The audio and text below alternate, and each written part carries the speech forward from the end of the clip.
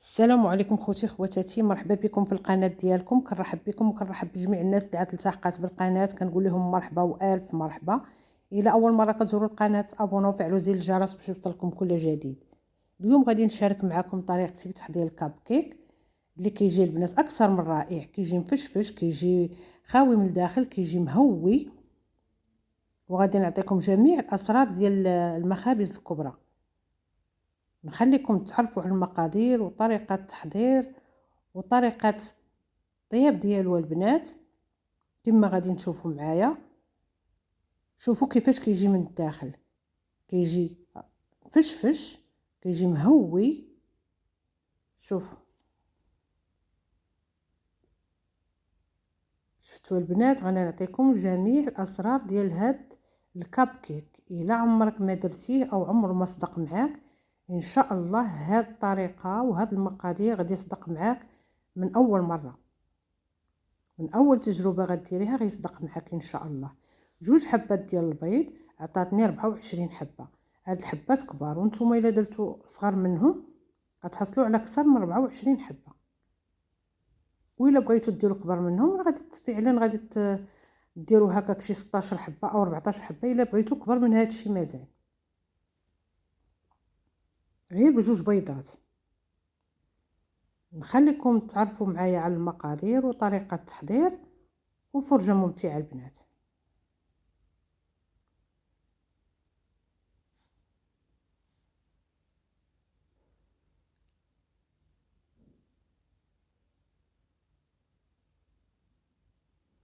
غادي نحتاجو في المقادير اللي غادي تشوفوا معايا امامكم. غادي نحتاجو 2 بيضات، 2 كيسان ديال السكر حبيبات، كاس صونص ديال الزيت نحطها قدامكم كاس وغنزيد نص، قبيصه ديال الملحه، وعندي 20 غرام ديال الخميره يعني 2 خمارات ونص من فئه 8 غرام، 2 ساشيات ديال الفاني من فئه 7 غرام. عندي هنايا 2 كيسان ديال الحليب للعبار، كلشي البنات غنعبروه بكاس العنبه. وعندي معلقه كبيره ديال الخل، اي خل عندكم ديروه. وغادي نحتاجو من 4 الكيسان ونص ديال الدقيق حتى 5 على حسب الدقيق واش كيشرب او لا.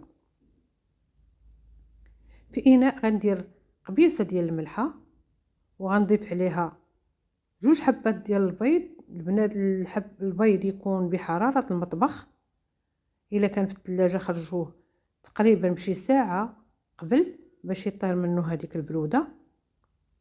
طبيعه الحال ضروري نشلو البيض عاد نستعملوه. وغادي نضيف عليهم 2 اكياس ديال الفاني.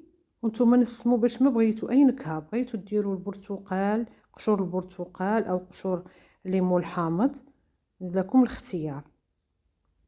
يمكن لكم تنسموا باي نكهه كتحبوها وتفضلوها. غادي نضيف كما قلت لكم 2 اكياس ديال الفاني و2 كيسان ديال السكر حبيبات. وغادي نطربوا الخليط مزيان البنات بالباطور كما غادي نشوفوا معايا حتى يذوب لينا هذاك السكر ويتبدل اللون ديال البيض من اصفر يولي ابيض. كما غادي نشوفوا معايا مزيان البنات من 5 حتى 6 دقائق خدموه داك البيض مع السكر.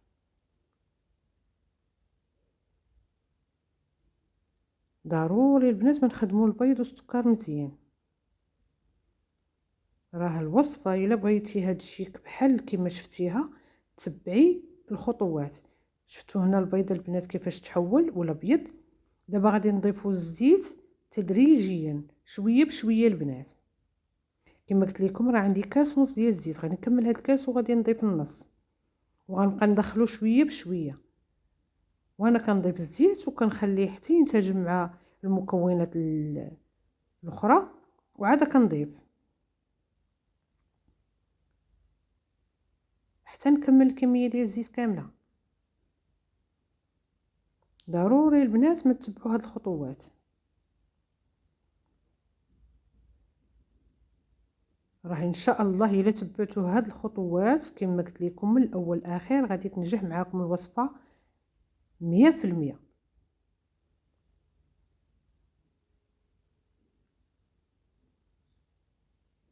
ودابا غادي نضيف نص كاس ديال الزيت الاخر اللي قلت لكم، ها هو نص كاس ديال الزيت البنات. غادي نضيفوه حتى هو البنات، غادي نضيفوه تدريجيا كما غادي تشوفوا معايا. في المجموع ديال الزيت عندنا كاس ونص.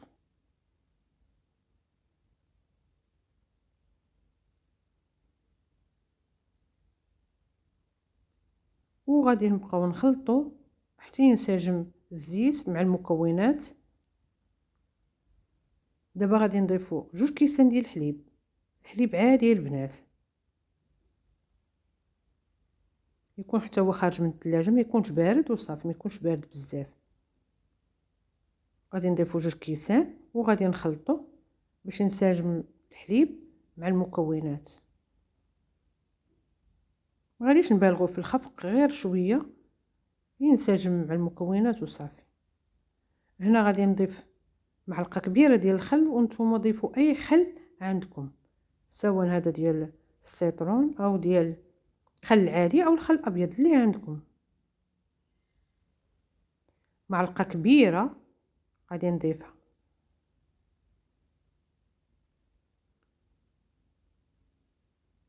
وغادي نبداو نضيفوا الدقيق على دفعات البنات. الدقيق واخا مغربل نعاودو نغربلوه. هذا الكاس الاول انا غادي نغربلو معاكم واخا مغربل، باش ندخلو ليه الهواء. كما كتشوفوا الكاس الاول، وغادي نضيف الكاس الثاني. انا غادي نعبر معاكم الكميه كامله بالكاس. الكاس الثاني البنات حتى هو غادي نغربلوه، وغادي ندخلو هاد 2 كيسان ديال الدقيق كما كتشوفوا. عاد نضيفوا الكميه الباقيه. هذا الكاس الثالث حتى هو نغربلوه،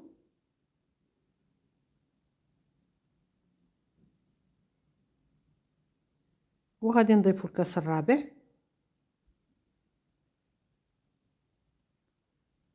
انا ما خبيت عليكم حتى شي حاجه البنات، جميع الاسرار غادي نعطيهم لكم في هذا الفيديو باش ننجح معاك الكاب كيك ديال المخابز الكبرى البنات.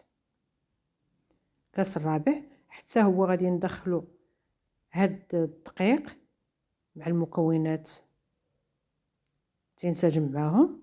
هذا الكاس الخامس غادي نخليوه على جنب، وغادي نضيفو 2 أكياس ونص ديال الخميره، يعني 20 غرام ديال الخميره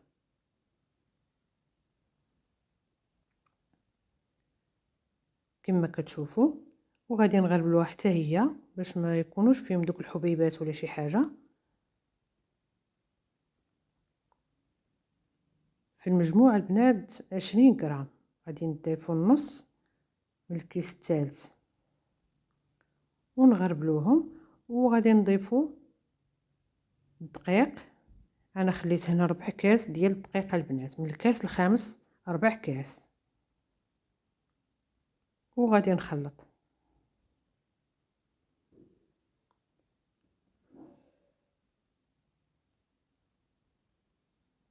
كما كتشوفوا، ونخلطوا جميع المكونات حتى تنسجم. كما كتشوفوا الخليط البنات ما خصوش يكون خفيف وما خصوش يكون ثقيل. هاكا ملي كتكتب لكم الثمنيه، شوفوا الخليط كيفاش دايره البنات.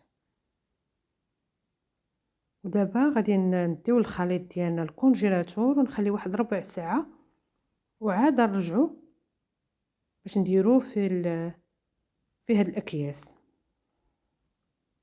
انا راني شعلت الفران للبنات، غنطيبوها في الفران ديال الغاز، وشعلت الفران خليته يسخن من قبل. وهنا ملي خرجت الخليط من الكونجيلاتور درتو في هاد الكاس باش يساعدني. شوفوا كيفاش كيتقال. نديروه واحد ربع ساعه البنات، ضروري نديروه في الكونجيلاتور باش يبرد شويه. هذا هو السر اللي كيخلي الكاب كيك تجيكم خاويه ومفشفشه ومهويه، وما كنعمروش هاد الكبيرطات او الكيسات حتى الفوق كنخليو الثلث فين يتنفخوا كما كتشوفوا معايا البنات. غنكمل الكميه اللي عندي وغنرجع معكم ان شاء الله. من بعد ما كملت دابا غادي نزين هاد الكاب كيك. غنزينهم بحبيبات الشوكولا او بيبين شوكولا، والاخرين غادي نزينهم بشويه سكر حبيبات. وانتم لكم تزين يمكن تزينوهم باللوز ايفيلي او كاوكاو ايفيلي او اي حاجه كتواجد عندكم البنات. التزيين كيبقى اختياري، يمكن تخليوهم غير هكاك، لكم الاختيار. غنكمل تزيين وغادي نديهم للفران. البنات الفران ملي كيكون مسخنينو، ملي غندخلهم الفران غادي نقصوا العافيه، غنخليوها متوسط قليله يعني من الفوق ومن التحت. العافيه عليه من الفوق ومن التحت، والعافيه تكون قليله باش يطيبوا على خاطرهم.